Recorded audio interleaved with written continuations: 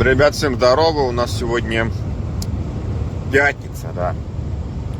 Выехал я в рейс. Был дома почти месяц. С 26-го, да, 20, по-моему, 6 числа. Сегодня у нас 22-го, 24-го. 22-го я выезжал с дома. Вчера приехали на базу. Вчера пока на закупы. Туда-сюда. Магазин. Границу очень долго проходил. Сейчас все граничные пункты с Польшей позакрывались. Осталась только одна, ой, не одна, а Тересполь один остался. Это Брест остался. Все автобусы через Брест. И была очередь 25 автобусов, прикиньте. Мы только на заезд на границу где-то часов 10 стояли. Там половина автобусов такие маршрутки с прицепом. Половина такие вот закупные автобусы, шоп-туры, которые ездят через Гродно. Они раньше ездили там через Литву. Ну, Гродно это Кузница, там Бобровники, а сейчас все через Брест. Короче, долго ехал, сутки добирался на базу. Сегодня пятницу дали загрузку, вот едем на загрузку.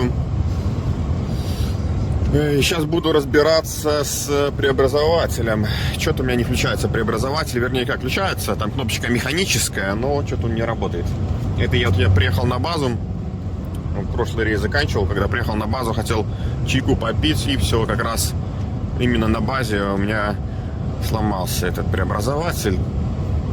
Так я все оставил, ничего не делал. Сейчас приедем на загрузку. Там обычно долго ждешь. И попробуем разобраться с этим преобразователем, что с ним случилось. Ну, я, наверное, разбирать, хотя, может, и разберу, посмотрим по времени. Машинка месяц постояла на базе, все заржавело. Кстати, седло еле зацепил, не срабатывал замок. Ну, я такого пошевелил туда-сюда, так хорошенько, вот здесь это закрылся. Смотрите, какие звуки.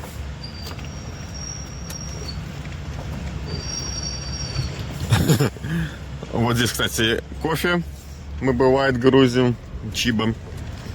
Вот здесь на обочине я тоже как-то, по-моему, стоял.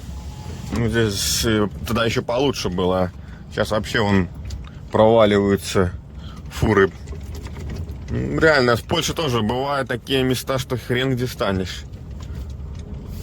Ну, вот сюда становишься на паркинг, когда кофе грузишься.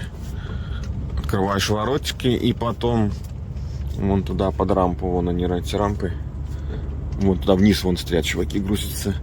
Туда вниз заезжаешь. По двигателю была у меня ошибка, кто помнит. Я оставлял типа как заявку, да, но у нас там все устно. У нас нету такого, то, что типа какую-то заявку надо писать. Устно сказал, то, что по двигателю ошибка. Ну, вроде пока ничего не горит, все нормально. И по топливу тоже посмотрим. Не знаю, что-то делали, не делали, я не спрашивал. Вот, пока стрелка вроде более-менее нормально показывает. Туда-сюда, вверх-вниз не прыгает. Так что посмотрим. Что-то сделали, не сделали они там. Так, вот у нас здесь налево. Не здесь налево, а здесь чуть-чуть дальше, где вот охрана. Вот заезжаем на эту промку. Будем грузиться. Так, парни, в 12 загрузка. Как я и говорил, они тут не торопятся. У них до половины еще тут пауза, обед. Поэтому они явно меня в 12 начали бы грузить. Так, вот смотрите, была акция. Да, я не помню когда, пару лет назад, может даже. Ну, год назад точно. На мойку заезжаешь и дают такие талончики, и там 10 раз слимоешься, там можно было вот такое взять, газ, там какую-то кепку, майку, что-то такое. В общем, если 10 собираешь, то дают преобразователь. Вот такой же преобразователь я покупал за свои бабосики. Вот он стоит здесь, сейчас я вам покажу. Кстати, вот смотрите, вот у меня здесь мультиварка, чайник. Я вот так складывал, ложил, достал. Ну вот, все пользуюсь, все работает. Газ экономлю. Газ сейчас дорогой. Вот они на базе доставали канистру, подключались к разъему, к по БДшному. Вот там, он, видите, он проверяли, наверное, ошибки, смотрел. И вот канистру они на базе оставили.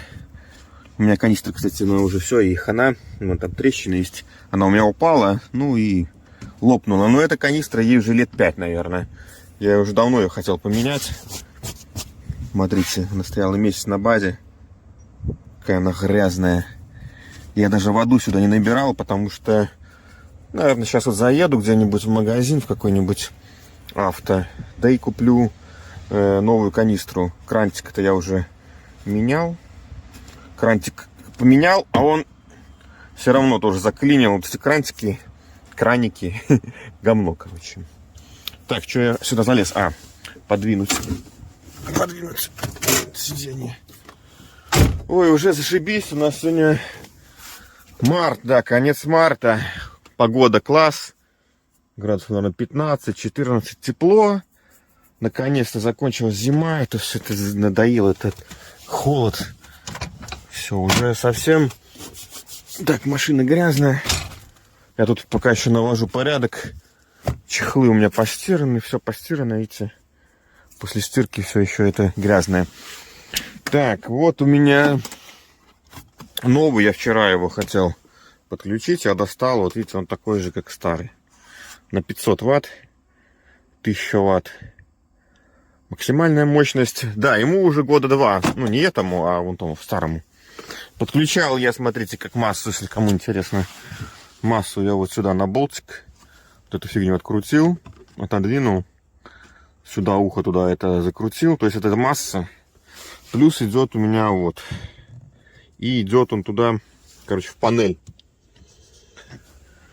На 40 ампер, по-моему, это или там на 60 подключают вот этот вот провод. А вот, смотрите, болтика нету, или здесь не было его. Непонятно. Был там болтик, не было. Вот. Так. Что случилось, да, со старым? Вот, включаем. Вообще не подает признаков жизни. Надо попробовать еще, конечно, поменять предохранитель. Вполне возможно, что предохранитель. Так, вот с этой клеммой надо аккуратно, потому что она подключена у меня напрямую. И у меня, кстати, есть такая фигня, я еще в России покупал. Такой предохранитель. Предохранитель, который вставляется где-то у меня даже прям недалеко здесь он лежал. Вот он, да. Вот такой вот предохранитель. Я все не доходит руки сделать. Разъединить цепь. Плюс вот этот разъединительчик. И надо как-то, видите, спаять или как-то соединить. И вставить предохранитель, чтобы не напрямую было соединено. Потому что когда напрямую подключаешь, это очень опасно. Чтобы не было КЗ, да? Короткого замыкания. Так, берем отверточку. Я вот так сюда в дерево в это впендюрил на 2 болта. Ну и, кстати, очень удобное место. Вот здесь за сиденьем. Оно не мешает. Под ногами не болтается. Включил. Чик сбоку. Сюда розеточку. Ну, короче, удобно. Всем рекомендую сюда его преобразователь ставить, потому что он как бы не занимает места, и здесь он не мешает сиденье до конца, и он не упирается в сиденье, то есть зазорчик есть, все нормально. Так, ладно, сейчас откручу. Так, кстати, да, где-то 2 года прошло, как я выпускал первое видео с мультиваркой. Вот, я его покупал в Пор 2000 на 24 километре. А тут даже вот какая-то дата, 19-й год, да?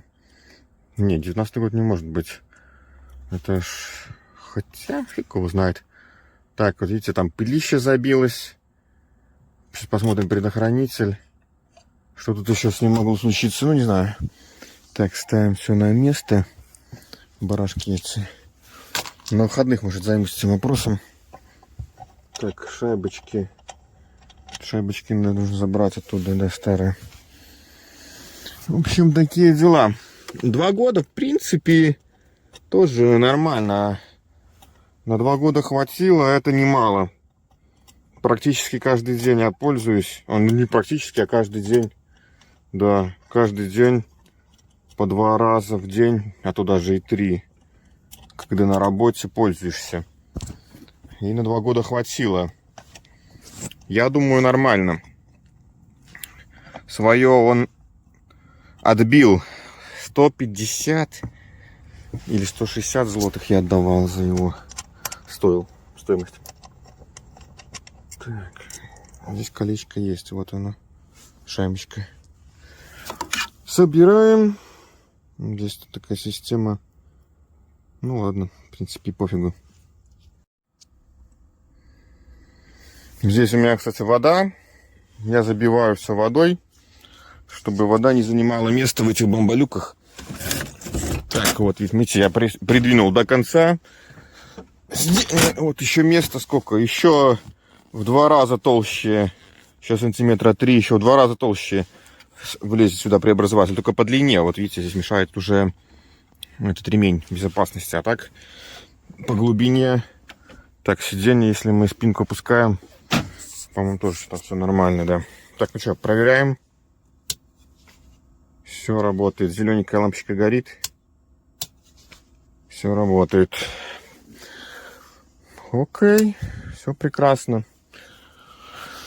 Я думаю, этот будет работать. Так, старенький. Что со стареньким стало? Не знаю. Так, сейчас, может, попробую его разобрать. Тут у нас, получается, 4 болтика. С этой стороны открутить или с этой. Может, мы увидим какую-то перегоревшую детальку, да? Какой-то перегоревший диодик там или что. В общем, нормально. Хватает на мультиварку, на мою 350-ваттную. И хватает на чайник. Вот такого прибора. Ну, вот смотрите, я его когда покупал, у него грани, видите, слизанные. Он, скорее всего, был уже в ремонте. Вот видите, это я сейчас ничего не крутил, не трогал. Это вот так оно и было. Со слизанными болтами, видите, даже ржавые уже проржавели эти болты. То есть я его когда покупал, он был последний с витрины. Я на него посмотрел, что как бы, да, он такой, какой-то он, ну, ремонтированный. Ну ладно, думаю, хер с ним, возьму. Вот пайка, смотрите, какое качество. Она тут держится, не держится, да, как-то на соплях. Ну, вроде держится. Как бы показать, да. В общем, что не работает, фиг его знает. Вроде тут так с виду ничего, все целое, никакого горелого, да, как бы нету. Таких вот деталей горелых, сгоревших, прямо, ну, визуально. Ладно, не знаю, буду кому-то отдавать на ремонт, какую-то мастерскую, не буду. Пока не знаю. Куда тут ее отдавать? Может, на базе где-то там в этом городе есть какой-то ремонт телевизоров. Предохранитель целый, я посмотрел. Вот эти. Целый. Короче, ладно. Хорошо, что есть запасной преобразователь. Будем пользоваться запасным. Так, смотрите, ребятки, что у меня пищат колодки. Я им давно говорил, что у меня там как бы бортик, видите, да? Они бортик этот убрали. То есть они типа его как-то проточили или что. Фигово видно, да, наверное, ничего не видно. Так, если чуть увеличить, там как-то видно что-нибудь. Тоже не особо, да? Слабенько. В общем, они бортик этот, как обычно, вот видно, видите, снизу вот здесь. Вот они его проточили. А колодки все равно пищат. Непонятно. Почему колодки пищат. И, кстати, я вам не показал, как я ушатал машину. Вот. Черканул, вот.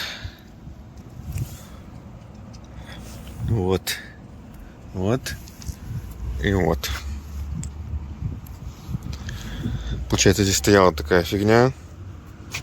И я ее чуть подвинул. Ну, она длинная такая.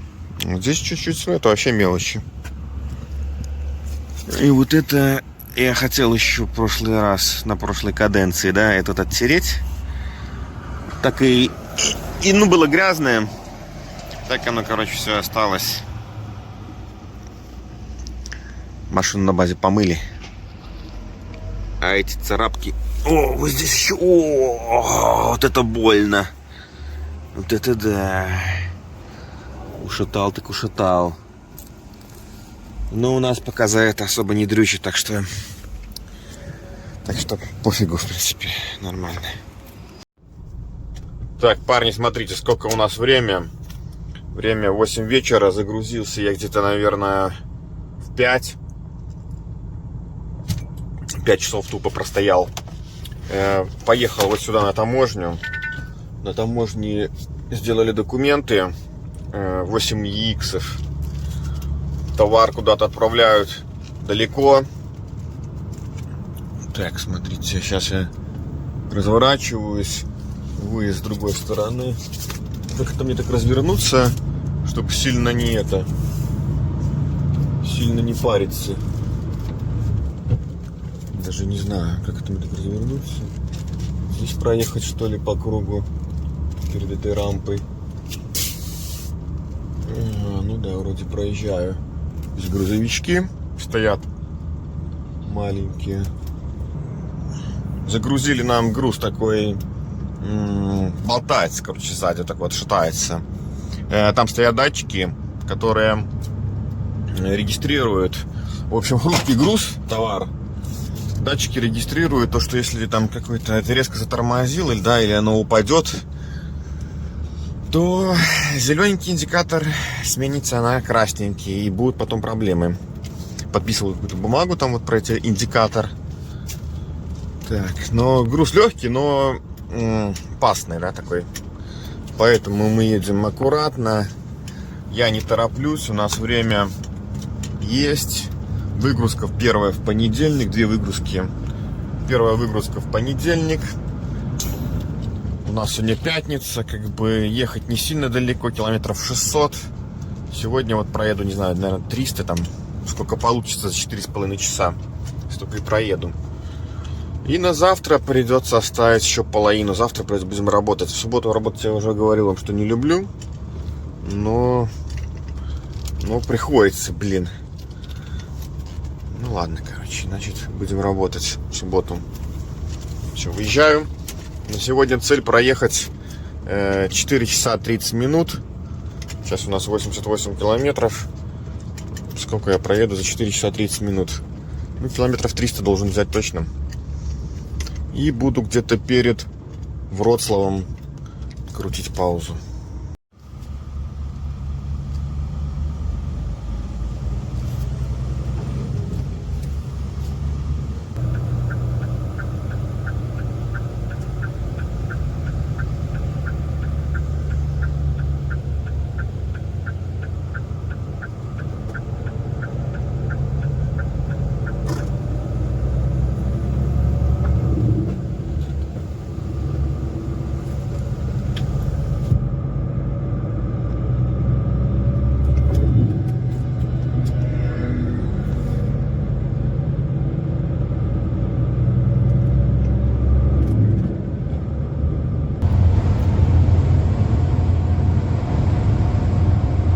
Всем доброе утро, у нас сегодня суббота.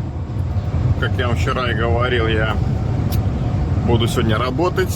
270 километров на сегодня мне оставалось с утра. Вчера, как я и хотел, я работал до 12. Ой, ну уехал, уже засыпал реально после дома. Почти месяц дома. Тяжело работать, конечно, совсем другие ощущения. Проходил границу в Бресте, было плюс 18. А здесь что-то в Германии, смотрите, какая погода. Что погода не айс. И как всегда у нас выходные, погода не айс. Так, я заправился. Блин, облился этой солярой. Интересная такая ситуация была. Маленький шланжик, такой легковой. А такой напор фигачит. То есть они поставили, ну знаете, что для легковых маленький такой диаметр пистолета этого заправочного, а для грузовых они делают побольше.